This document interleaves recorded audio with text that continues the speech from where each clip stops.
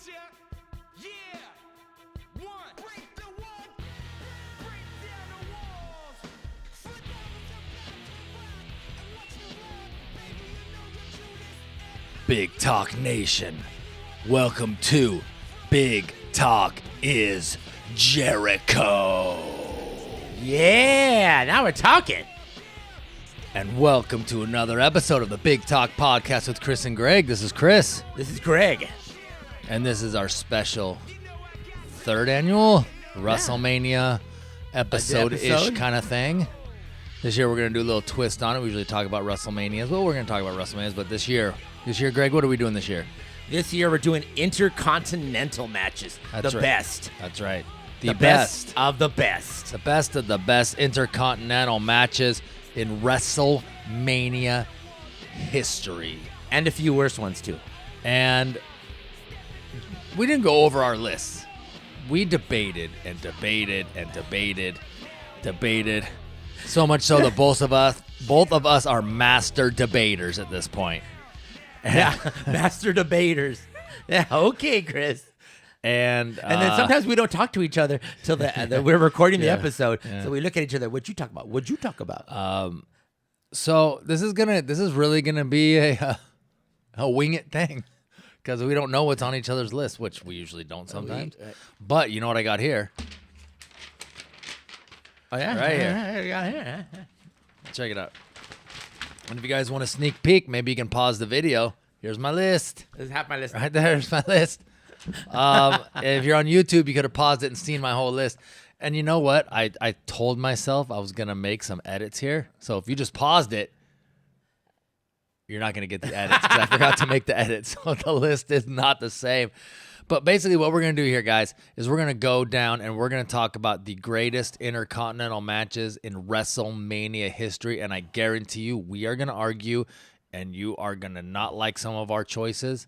But you know what? That's what it's all about. Wait a minute. There's 40 WrestleManias. We're talking about 40 matches? There's not 40 matches. I believe 21 is our 20.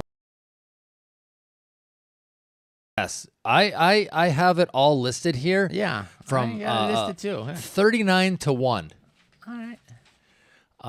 So and I know that we I went full in. I put on my I put on my scuba gear. I deep dove. I watched every single Intercontinental match from WrestleMania, all of them. And you loved them all. I love all of them are number one. They are. It was a 40-way tie, even the ones that didn't have a match. It was a 40-way tie. Yeah, man, there was a lot of shit. So some of these matches are short. Some of them are short. And some are long. Some of them are long. Some of them are sweet. And some of them are not so sweet. And we're definitely going to disagree. We did a brief discussion. I already know we're disagreeing on a couple of these. And we're definitely going to disagree with the nation. But you know what? I don't give a shit. Because you know what? It's our damn podcast. Can you shut up and talk about WrestleMania? What are we doing the top 10, top 20, top 22? I am first off, we did earlier. I'm going to go through, I'm just going to run quick through my 39 through, well, I'll stop at 13. And then we can go from there. Number 39, WrestleMania 25. Rey Mysterio versus JBL. A 21-second match. Garbage. Worse match in Intercontinental history of WrestleMania. I'm going to agree with you on that one. Number 38, WrestleMania 29, The Miz and Wade Barrett. It was a dark match. It was on the pre-show. I'm still counting it, but you know what? Yeah. It was better than 21 seconds, but it's still trash. Now here's where it gets interesting. Gregg. 37, 36, 30. Oh, let me go the other way. 26th through 37. WrestleMania 12, 19, 20, 21, 23, 22. Sorry, I skipped 22. 24, and so did they. 26, 27, 30, 33, and 38. No match. No Intercontinental match. No Intercontinental title matches. Say it correctly. No Intercontinental title matches on those WrestleManias. So that brings us to 25. WrestleMania 4, Brutus Beefcake against Honky Tonk Trash. WrestleMania 24, Junkyard Dog, Valentine. Garbage. That's WrestleMania 1. Yeah. Number 23, WrestleMania 2, Savage versus Steel. It was just a bad match. George Animal Steel was not. He was garbage. He had a gimmick. It was entertainment. Okay, and this is the start of the difference. I go from looking at things. How was the wrestling match? Okay. I don't give a crap if a guy's got a gimmick and he can run around with a blue tongue and bite turnbuckles, dude. I need a match. Garbage. Number 22, WrestleMania 28, Cody Rhodes and The Big Show. I thought that was a garbage match. Me too. I think that one's right there. I think that's a perfect spot. It was the best of the worst. Yeah. Or worst of the best. Worst of the best. I watched this one last night or 2 nights ago. Number 21, WrestleMania 36, Daniel Bryan versus Sami Zayn. This was a match that was during the COVID empty arena days. I couldn't get behind it. I couldn't get in it. I didn't think it was that great at all anyways. Number 20, WrestleMania 15, Road Dogg, Goldust, Shamrock, and Val Venus. Hello, ladies. I thought this match had huge potential. Exactly, because all of them are great mid-carders. Yeah, they were all great mid-carders, which is kind of what the Intercontinental title is. It at times gets pushed to the top of the card, but it's a working man's title. Yes, it's a working man's title. And those guys, they had a potential there, and it just fell flat. My 19th ranked WrestleMania Intercontinental match of all time, WrestleMania 35, Finn Balor versus Lashley. It just did not do it for me. I know it was Yeah, I think I liked it because I was so into Finn Balor at that time. I thought it was more of a David and Goliath. Like, you're thinking this small little Yeah, but the match was only like 5 minutes, and it's like, really? We're building Lashley? Is this like... it didn't get me. Didn't get me. Balor's intro as the Demon was the best part of the whole match. I'll tell you that. Here is where the controversy starts. Controversy. My 18th ranked WrestleMania Intercontinental match of all time. WrestleMania 6, Hulk Hogan versus the Ultimate Warrior. I have it ranked number 18. And most people have it in their top 10. Like, it's in there. It's like an automatic. I know you have it in your top 10. And we'll get to that later. Yeah. But I'm going to tell you this right now, guys. I was so unsure of myself putting it 17 after everything. So I did my list, and after... Okay, rewind. I went and I looked at some lists, some top 10 lists, and I said, I don't agree with these. So I went and said, well, what's the worst matches? Well, some of these worst matches some people had on their lists were actually, I thought, were pretty good. So I said, you know what? Stop looking at these lists. Don't look at it anymore. Just go watch them all. So what I did is I watched each one, starting at WrestleMania 1, and I ranked them as I went. And this match, Hogan and Warrior from WrestleMania 6, it just kept pushed further and further. So today, before our show, hours ago, I was like, you know what? I got to watch this match again. I just got to make sure. Sure enough, dude, I am absolutely correct. It is right where it needs to be. And I'm going to tell you why right now. As much as you may have loved this match when you were a 10-year-old boy, it does not hold up well. 6 minutes into the match, they're still doing tests of strength. 8 minutes into the match, Hogan is thrown on the floor. The Warrior goes out and kicks him 3 times in the leg. Minutes after that, they're doing headlocks and reverse chin locks. It takes like 15 minutes for when they start doing when they're going off opposite ropes and shit. And it's like, this is horrible. This is not a wrestling match. The thing about Hogan is he was always wrestling the better wrestler. And Ultimate Warrior's best matches are always against the better wrestler, the Rudes, the Macho Mans. Who was supposed to carry this match? Because neither of them did. Right. It was just the excitement of the moment. I really compare it to the Hogan-Andre from WrestleMania 3. Horrible match, but had huge implications and was the headlining match. But this match is terrible as a match, as a wrestling match, and that's how I looked at all these, and it's terrible, terrible, terrible. All right. Let me tell you, you're right about that. And thank you for saying about a 10-year-old boy, because you're right. That's what I thought about it at the time. You got the Ultimate Warrior and you got Hulk Hogan, 2 big mega stars. What it was for, do you remember what it was for? Title for title. Yeah, title for title. That was the first time they've ever had, as far as I know, a match title for title in a WrestleMania.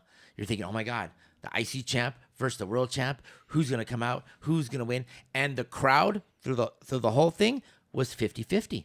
People were cheering for the Warrior. People were cheering for Hogan. People were cheering for the Warrior. What was the big story at the end of it? You needed to push Warrior. Yeah. And that's what that match came out to be. Yeah, exactly. But the match wasn't that good. So what? I was 10. Yeah, but you're not 10 anymore. I am. I'm still 10. Times 5. I just cannot get behind that match as a good match. I just can't. I can't do it. And I will forever. I understand how people's point of view may be like, oh man, when. When? But you know what? When, dude? What about all these other matches I have on my list? When they came out? I mean, why not say it? All right, here, let's go. Sorry, dude, I'm taking up a lot of time, but I don't care. Number 17, WrestleMania 14, The Rock versus Shamrock. I thought it was a good match. The ending got reversed because Shamrock wouldn't release the ankle lock. Yeah. I was actually surprised at how good of a match it was. Ranked number 16 on my list, WrestleMania 34, The Miz versus Balor versus Seth. We talked about this match earlier today. Too much hokiness. And when I mean hokiness, I'm talking about the guy in your shirt. Okay, yeah. The big moves. Like, I got to load up to hit you. There's no crispness. There's no snappiness to the match. It had The Miz and Seth, who were both big time on that. Balor was the only good thing about that match. Anything you want to say? No. You can tell me. You just tell me to stop whenever you want me to stop. No. I want you to continue. So I can talk. You Number son of a bitch. 15, WrestleMania 11. Razor Ramon, the bad guy. Oh. Against JJ, Double Double J, J. Jeff Jarrett. I even wrote here in my notes, I was surprised at how good this match was because I am a JJ, Jeff Jarrett hater. Okay. I don't ever think I just don't, he thinks he's the best thing since sliced bread. And he's not even a loaf. You know, but I was surprised. I was like, wow, this is a good match. Wow. So for me to put it that high says something. I'm almost out of breath. Okay. Number 14 was WrestleMania 13. Rocky Maivia, before he was The Rock, versus the Sultan. And some people might be like, that match was trash. The best thing about this match is the third player in the match, and that's commentary. Oh, Honky Tonk Man Yeah. was so good. I mean, he was just... He was bashing these guys left and right, and just the shit he was talking was just great, and it made me laugh. The whole match, the match was not terrible, but the commentary just made it, Correct. brought it up a notch. And my 13th ranked one is WrestleMania 31. It was the ladder match. This is the Santa Clara. This is the one that we went to up in San Francisco with Correct. Daniel Bryan one. I just thought it was too predictable. Yeah, you said predictable. The high spots were too predictable. It's like one guy jumps onto another guy outside the ring. Then here comes the third guy. Then here comes the fourth guy. Then here comes the fifth guy.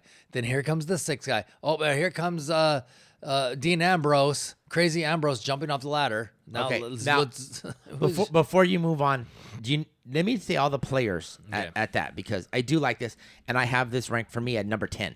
Okay. Okay, WrestleMania 31, a 7-man Intercontinental match, ladder match. Wade Barrett was the champion at the time. Yep. Right. And So I love Wade Barrett. I think I he's did such too. a guy that He was should great. have been bigger. And when he was in Nexus as the leader, he showed me something. He had charisma. He had it all. He did. Dean Ambrose, Dolph Ziggler, Stardust, Luke Harper, Daniel Bryan, and R-Truth were all in that match that came out. It was the first. It was the first match of WrestleMania 31, but I thought all those players were good. No one was stupid, and it worked out. I thought it worked out. I thought it was good. I was surprised. Daniel won. So what happened was in WrestleMania 30, Daniel won the World Heavyweight Champion, and in 31, here he is starting off winning the Intercontinental. Yep. So Yep. how a rising star, he went to the top, and what does he do? He goes right back down and starts up again. So Well, he is only a B+ player. I never thought of him that way. I never thought he was a B+ player because of his wrestling ability. His charisma. I will say as- this: in recent history, as far as in-ring ability, he's in that top 10 easily in the last 10 years. But I'm saying as a match as a whole, it just didn't do it for me at all. I guess I liked it because of the players that were in it. I was into Dean. I was into Dolph. I was into Daniel Bryan, and I was into R-Truth. So Was there anybody in there you weren't into? yeah, Luke. I was Who had crazy. it? And Luke, who ended up being champ before At some before he point. passed away. He was actually a pretty good wrestler. I mean, all right, let's go. Let me grab my paper here again. Number 12. This is the last. Is this the last one? No, there was one. 39. So we're gonna go right here. 37. WrestleMania 37. Big E versus Cruz, and that was that Nigerian drum match. Right. I thought it was gonna be trash and garbage. Dude, the intensity in that match just made me like it was. I was like, wow. I don't remember even watching this match, and I was like, this is a fucking good match. Did that start off WrestleMania, or was it like in the middle? Do you remember how much time? I don't think it started off WrestleMania. Because sometimes starting off, you're like, oh my god, it started off this, and some of these Intercontinental matches started off WrestleMania, and they were to me a big hit. Like, oh my god, it started off good. All right, match 1 over, good. Belt changed hands or didn't change hands. Somebody did this, somebody did that. I loved it. Start off. Go. How high? I don't know how much higher you want to go. I'm at number 11. You want me to keep going? Okay. Number 11, WrestleMania 32, the ladder match, the one that Broski won. Correct. I thought it was way better than the one from the year before. I did too, and I have that as number 9. So you have your ladder matches back to back. Kind of, yeah. 10 and 9 is back to back. Back to back. Technically. Yeah, and the big Zack Ryder ending was such a surprise because you didn't think this guy was gonna win it, and he won it, and the crowd was into it, and I totally loved it. There was a lot of energy from that match. You know, the players of that one. Kevin Owens had the belt. Sami Zayn was in there. Stardust again. Of course, Zack Ryder, Dolph Ziggler, The Miz, Sin Cara. They were all into it. They were all good. All of them had the good stuff. And with Zack Ryder winning it, it was totally a surprise because someone, either Kevin would I wanted, or somebody who we liked was a Ziggler who could really elevate that championship. Ziggler's one of my favorites, and this just shows 2 years in a row where he was used. He was the last guy. He was at the top of the ladder with the guy that won each time, and the last one to get kind of not eliminated, but battling for the belt. Yeah. 2 years in a row, he was the guy that put a lot of people over.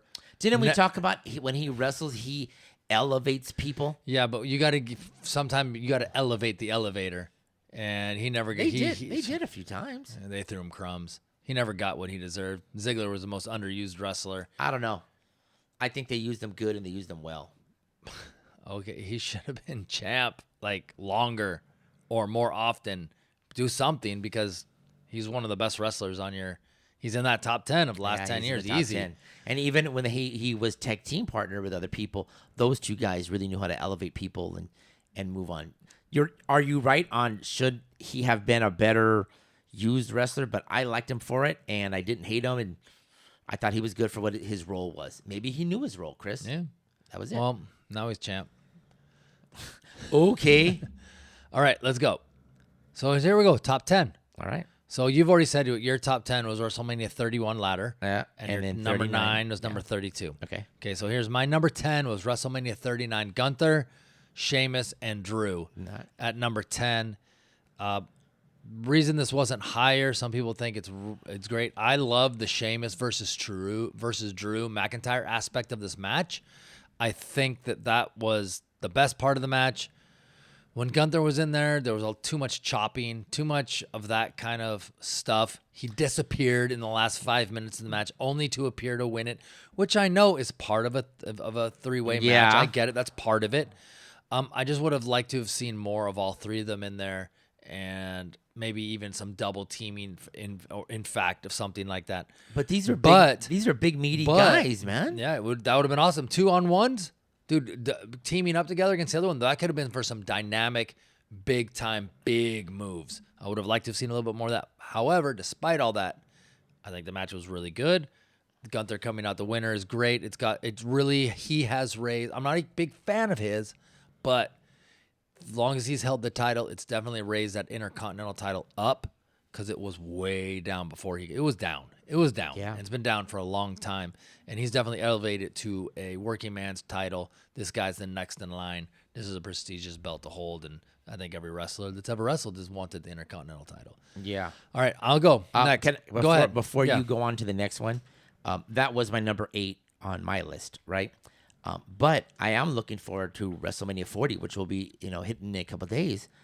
Gunther versus Sami Zayn. Mm-hmm. Now, that's not driving me crazy, but at least Gunther is champion again, and he's defending the belt. Mm-hmm. I like it. last year he did a 3-way.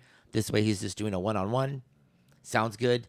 Hopefully it's a good match. There's story in it, and let's see where it goes from there. Yeah, I can't realistically really see Sammy winning that without some kind of interference from the outside. It's got to be a 2-on-1 situation, Right? You know, the dusty finish, if you will. Something's gonna happen where it's not gonna fall in Gunther's favor if he loses. All right. So number 9. So you've already gotten your number 9 and your number 8. My number 9, Jericho versus Regal from WrestleMania 17. Yeah, now you're talking, man. That's on my list too. This obviously.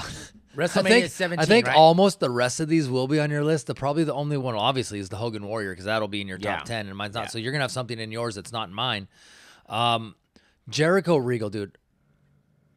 And Regal will appear later on this list, and so will Jericho. They're on here twice, but Regal he's in that, for me, that echelon of Bret Hart where he can wrestle anybody, make anybody look good while still looking like it's effortless. He wrestles just his style. He can fit it with anybody. He's just so good and so underrated. Isn't that the UK style wrestling, like UK strong style? Same thing like Gunther. He came from the UK and wrestles a certain way. Same thing William Regal does. No, I don't think that. I think Gunther is 20 times more stiff than Regal ever was. And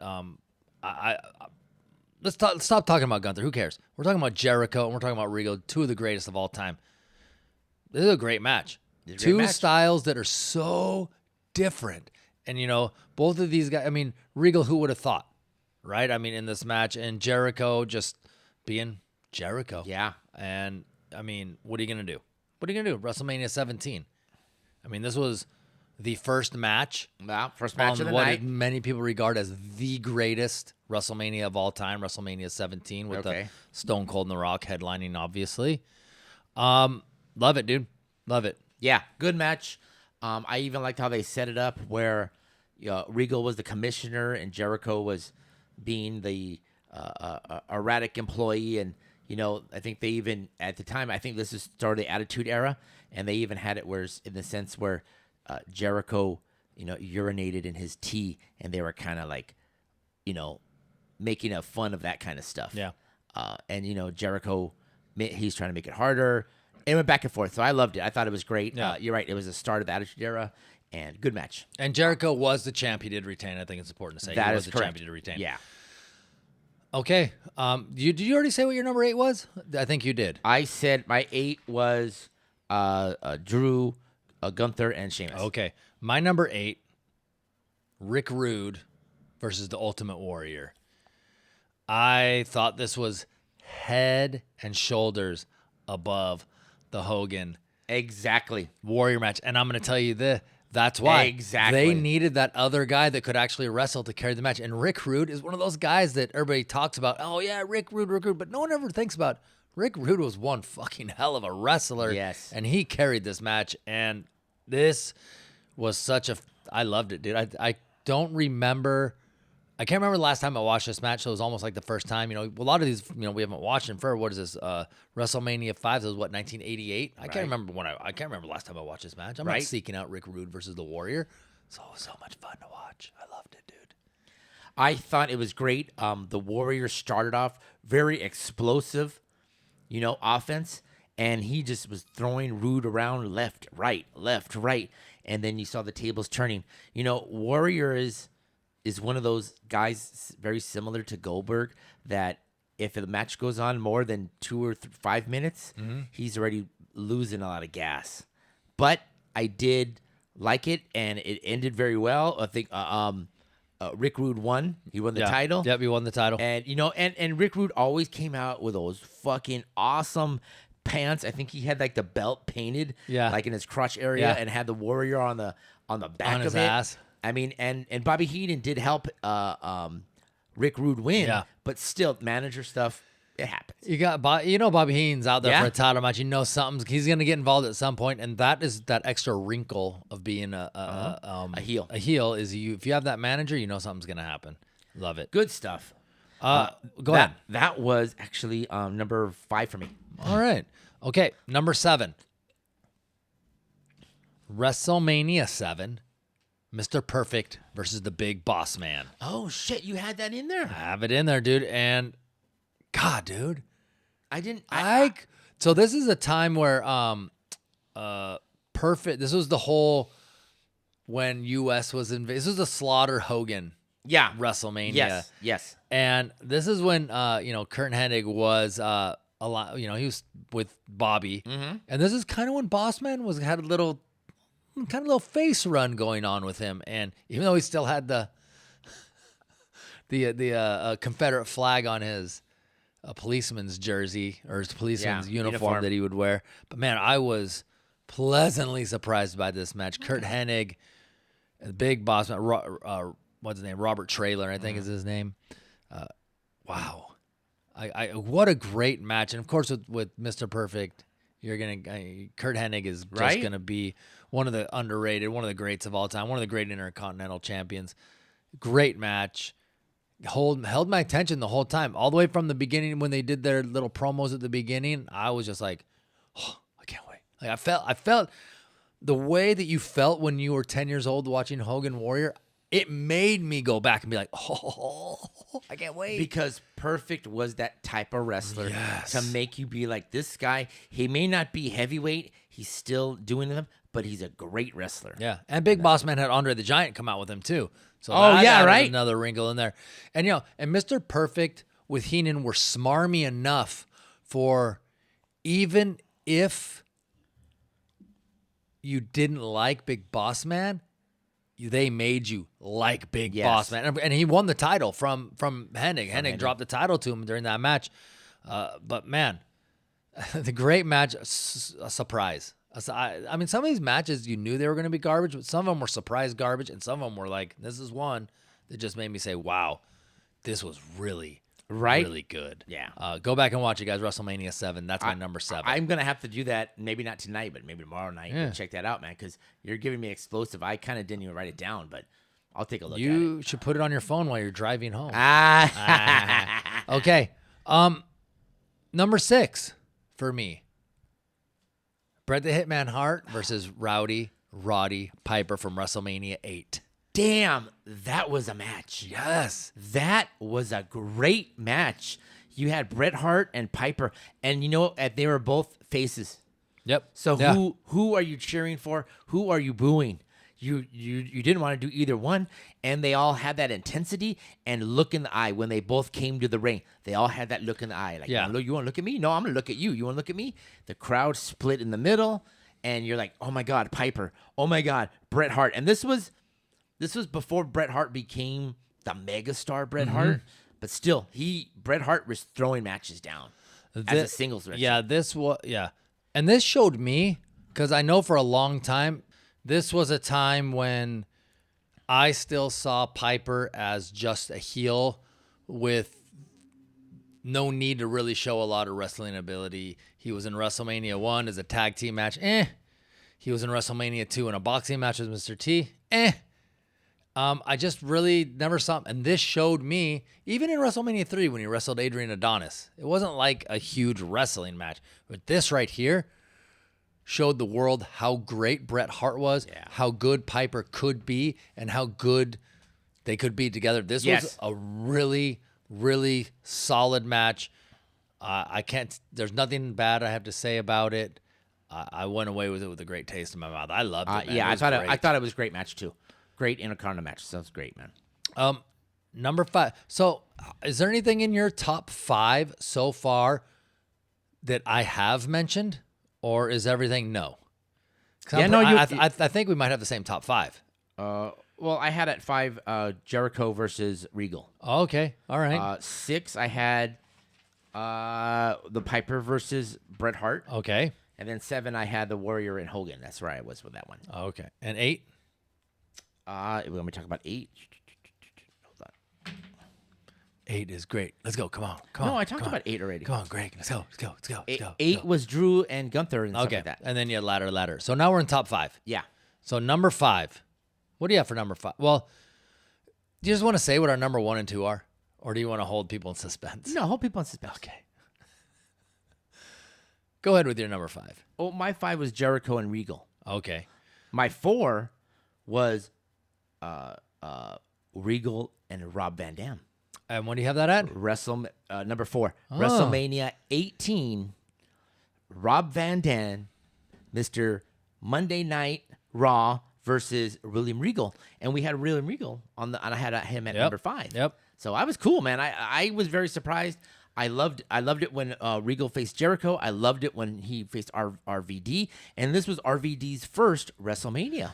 Yeah, this opened up WrestleMania. What was it? 18. Regal Van Dam, same kind of thing. Regal adapting his style to another person, and it just he cut his lip, so he had the blood, and so it just made it that much better.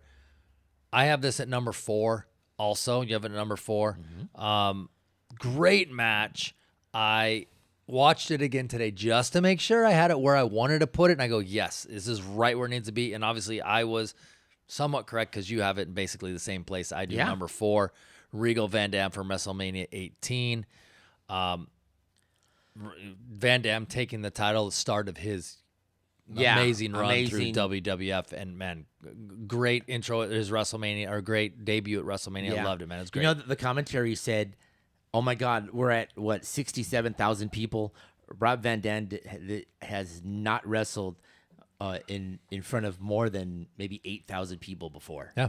You know, and it was kind of like, I mean, imagine someone coming in, or someone who's in the minor league of baseball and coming in to, you know, a stadium. You're like, oh shit, look at all these people here. Here's 55,000 when I would pay, you know, 1,500 or whatever. So that was it. And I loved Van Dam. All the ECW guys I loved. So Van Dam was one of these guys I was cheering for. Basically, Chris, when we talk about this, I remember who's my favorite, who I yelled for, who I was upset about, and all this kind of stuff. I loved it, man. This was great, man. Now, here's where stuff for me and you is getting interesting on our countdowns, because I haven't said who my number 5 is yet. Okay, go ahead. Because we went to number 4. But we haven't said who number 3 is yet. So one of these two is not on your list. Okay. Who is your, just for curiosity's sake, who's your number 3? Number 3 for me is WrestleMania 2000 or WrestleMania 16, Kurt Angle, Chris Jericho, and Chris Benoit. I have the same match at number 3. Right? That WrestleMania 2000. And I know it was for Intercontinental first fall. Yeah. And then European. Then European a second one. And I tried as hard as I could to separate the two, but obviously you're going to watch the whole thing. But even that is how you do a 3-way dance. Whoa. Those 3. Did you notice how snappy, how good it was? Just, I mean, everything that's happened, God rest their soul, but Benoit was one of the greats of that era. I will say it forever. And I understand that what he did wasn't necessarily his fault. He had a lot of injuries, brain injuries, all that kind of stuff. But man, that guy could work in the ring. Jericho could work in the ring. And Angle. These are 3 of the greatest of all time in one match, and this was one of the greats. So when I saw that in there, and I was like, I don't remember this, and I watched it, and it was, Chris, in Anaheim, California, at the pond, or they call the Honda Center now. But I remember that. Like, oh my God, I forgot what the WrestleMania it was.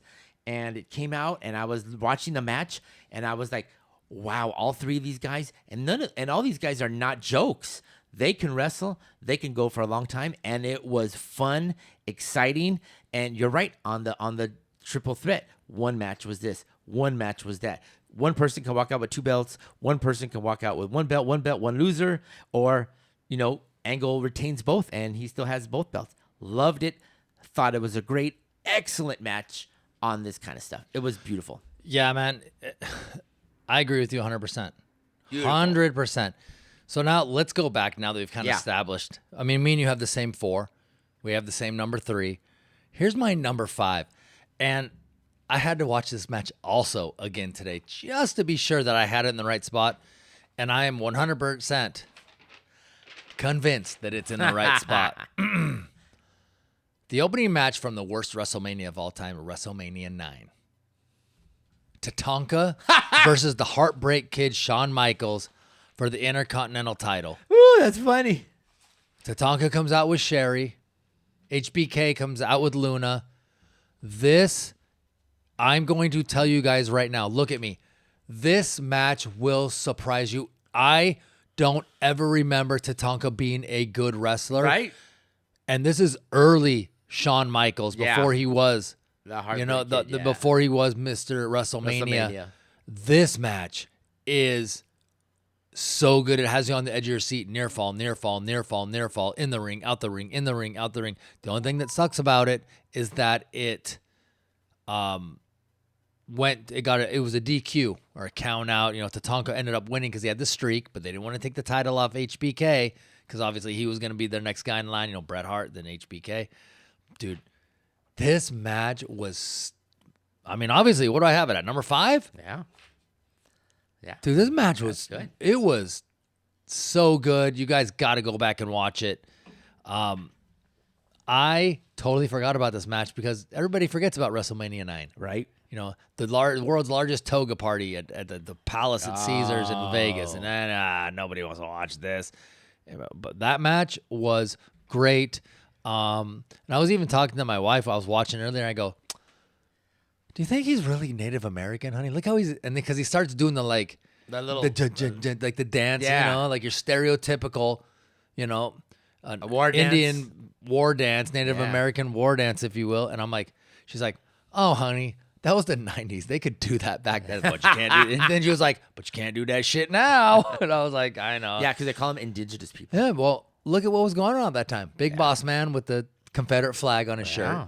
Tatanka doing an Indian dance. You got the Gonzalez guy that came out and wrestled Undertaker, and it's like, what is going on here, dude, with all these racial stereotypes? And she was dead on with it, too. Because no one said anything at that time, dude. It wasn't in the forefront of what political shit people or what you can say or what you can't say. That kind of stuff. I mean, look back when you're talking about WrestleMania 2 and 3 when Adrian Adonis came out. He came out very flamboyant, perfume, pink, not flowers, fluffy this, fluffy that. But no one said the word gay. Yeah. He came out. They said flamboyant. Yes. They said this. They never said the word gay in any of wrestle other than this is the first wrestler that came out to openly gay. No one cared. Yeah. I mean, I think more recently they said, "Oh, this wrestler is gay." Okay, big deal. Like, not in a sense, big deal, but okay. Well, shut up and wrestle. That's how I look at it. It was like, I don't care what you do behind closed doors, but when you're wrestling, wrestle. Let me see you wrestle. Just wrestle. Yeah. All right, you ready to go? I like that, Chris. That was a good one. That's another match I'm gonna have to go back and double check on that one because it didn't hit me because of the names of the wrestler, like Shawn, of course, and Tatanka. I didn't think of it, but as a match, it probably was good. maybe next time you should actually go back and watch all the matches so you can make a good list. We said 10.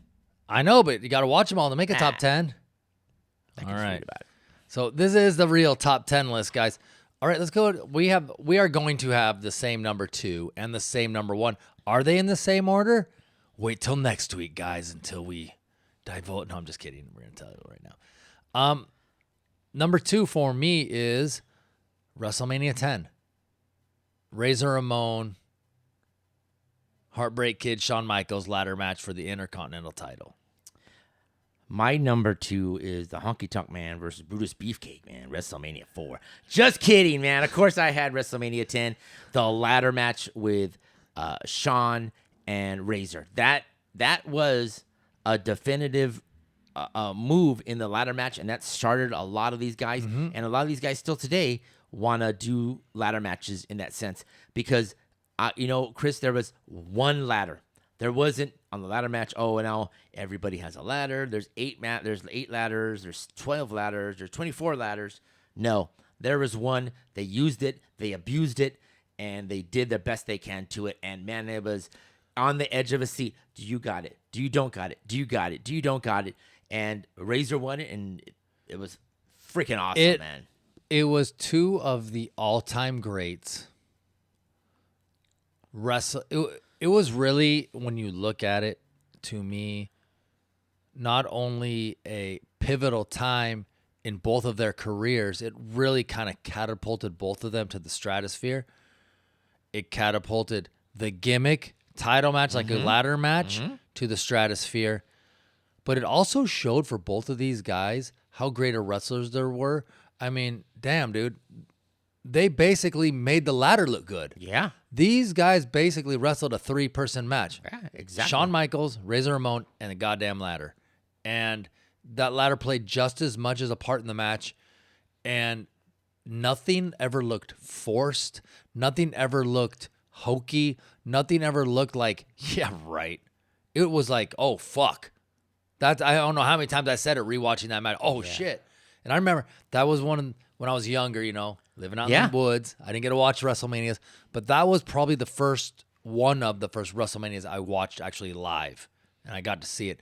So I remember watching that match, and I was like, this is one of the greatest things I've ever seen in my life. Did you watch it at your grandma's house? No, we did our high school soccer team. I said, we need to do a team building activity, WrestleMania, coach's house. Let's go. So we got it. You had to rent the box. Remember the box you had to rent? That's cool. Remember, Coach Leaper. We went to his house. We had the box rented. We got food. We got all this stuff, and the team all came. We watched WrestleMania 10. Did the cheerleaders come? We're not cheerleaders in soccer. How do you know, man? No, we didn't. And I remember that had the Owen Hart, Bret Hart opener. It had the Bret Hart Yokozuna. It just underrated WrestleMania. It was a pretty good one. I thought those matches were good. All right, what's our number one? Go ahead. WrestleMania 3, we kind of always talk about it. Ricky Steamboat versus the champion, Macho Man Randy Savage, with the beautiful Elizabeth right at his side. You're so excited, dude. You're stumbling. This This, for me, and I think for Greg also, this is my favorite match of all time. Yeah, this me is too. the prototype. This is how you win over a crowd. This is how as big as Andre and Hogan was, I know it didn't. I don't think it followed that match. I could look it up quick. I will. No, But- a couple of matches were in between. But How do you follow that? It was it. That was the first time. They always talk about what. I can equate it in this fact. Remember when Hogan and The Rock wrestled? I think it was at 18. Yeah. How they exhausted that crowd, and I can't remember who wrestled after it. Was it Jericho? I think I don't remember who wrestled after it. No, Jericho. They opened that one. I can't remember who wrestled after them, but it was like the crowd was exhausted. That's the kind that this was the first time I saw that happen. Was Macho Man and Steamboat? They exhausted that crowd. The match was so good. So many near falls. So many high spots. The drama leading up with the shattered larynx of Ricky the Dragon Steamboat, the shattered larynx, Macho Man being the bad guy with beautiful Elizabeth, Ricky the Dragon Steamboat, the family man, the little dragon, coming out with George Animal Steel on his side. Right. Savage going to grab the ring bell again to smash his throat again. Is he going to do it? And then the commentary of Gorilla Monsoon and the Body Ventura, that was like, I'm not saying that made the match, but that gave it the little extra oomph, because you had two polar opposite views on the match, where Gorilla is this total face and Jesse is this total heel, and they are that team that just is so underrated. No one ever talks about. They were so good. They made that WrestleMania so much greater than maybe it actually was. If you go back and look at it, some of the matches are kind of like, really, we're gonna do a mixed midget match here, dude? Really? Are we really doing this, dude? They made it great, and that match, greatest match of all time. And you may not agree with us, but if it's not at least worst in your top 5, you would say top 3. You just gave me the 3 sign, but what do you do? Are you even a wrestling fan? Are you a wrestling fan? Yeah, I agree with you, man. 100%. You said everything that I wanted to say of how I felt, how it was good, how it just, and they weren't heavyweights, so they're not brawling, but they wrestled high point, low point. And didn't we find out years later on, Macho scripted the whole damn thing? Dude, he is the most. And that was one of those things like, Jesus Christ, you script out close to every move for 45, 50 minutes of that match? Jesus Christ, dude, that was fucking rocking. So yeah. How much can we say about WrestleMania 3, dude? I Totally forgot what I was gonna say. I was looking something up here. I was, Because WrestleMania 3 is the greatest. Oh yeah, what you were saying WrestleMania. about Macho Man. That's what he did. He scripted out his matches. He was meticulous.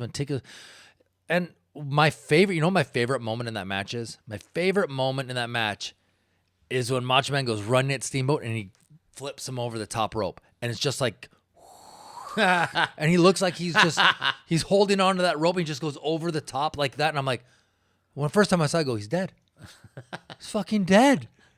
Those mats are like what? Like this? And they're that hard. Remember in gymnastics when you were in high school? Yeah. That hard tumbling mat? You're like, God damn, dude, my back hurt.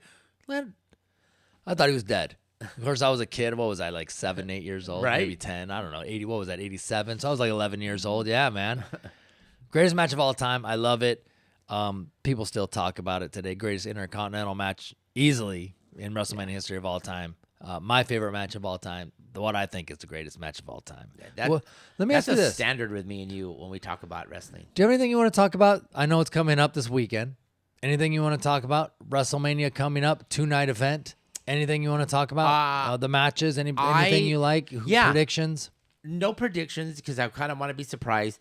I am now excited about this Drew McIntyre, Seth Rollins, and now they have CM Punk on commentary because CM Punk is not in good terms with Drew and not in good terms with Seth. And they had commentary over the last, I think it was SmackDown or Raw, and it started off like anger. Now there's like, oh my God, what's gonna happen? The 6-man tag team. Wait, I'm hold on a interested. second. Rambo wants us to join him for a beer, so let's hurry it up, All right, baby. man. And I love the storyline with the Bloodline, with The Rock, with the Bloodline, with Cody and stuff like that, dude. To be honest, I hope he finishes his story. There are some scenarios which I think are going to happen, and I'm usually wrong, but there's a lot of good stuff coming up, I'm man. always wrong. Because I always come up with better stories than what they're going to do. I will go on record again saying I'm tired of seeing The Rock. I'm tired of seeing these old time. He's not an old timer, but I'm tired of seeing these guys come back. I really think they're stealing a lot of what I think that some of these young guys need to learn to accomplish on themselves. If you keep bringing someone in to bring people in, these guys are never going to learn how to bring people in. And I think that's part of it. And that was my argument when I always thought they brought Shane in. Shane came around the WrestleManias and he didn't have a big match, but he wasn't wrestling 365 days out of the year. He wrestled 3 months, 4 months out of the year and into WrestleMania. But you know what? No one ever saw Shane as like The Rock, Stone Cold, Ric Flair, Mick Foley. These guys are legit lifetime wrestling career. But I never saw Shane McMahon as a guy you brought in to bring people to the pay-per-view. But he was stealing those guys who put in 365 days out of the year. Yeah, but he was stealing that slot away. That's what I thought. Maybe they need to work on. Maybe we need to go in there and do the storyline too. We do. WWF. Sorry. If you need us to come in there and write your storyline for you, we'll do it. Well, okay. And we'll be Hold on. commentary. Music videos. Wrestling story. Let me just say it one more time. We talked about it today. Last WrestleMania last year, The Rock should have won the Royal Rumble, should have went to WrestleMania and lost to Roman Reigns to legitimize him as the head of the table. I said it last year. Should have happened. It would have been the best. We could have moved on. The Rock would be gone. He wouldn't be back again this year. Go away. That's it, dude. That's all I got to say. I got one more thing I want to say. You can see us on YouTube and Facebook, The Big Talk Podcast with Chris and Greg. You know how many G's we got going on there? 3, 1 in the front, 2 in the back. You can also find us on Instagram and TikTok at BigTalkCG.podcast. This is Big Talk is Jericho. Yeah, you want to bring us out then? Well, yeah, dude, let's do some music. Yeah. Let's go. Thanks, guys. All right. This is for Rambo because he's sexy. I know I'm sexy. This is Greg from the Big Talk Podcast with Chris and Greg. Don't forget to watch WrestleMania 40. We're going to be live. We're going to be watching it together, barbecuing, drinking, having a good time. yelling and screaming like we always do. And we're gonna see ya. Take care, folks. Woo! Take care, nation. That's right. I'm not your boy toy. Boy, toy. I make them hot. I make them shiver. Their knees get weak. Whenever I'm around, they see me walk. They hear me talk. I make them feel like they're on cloud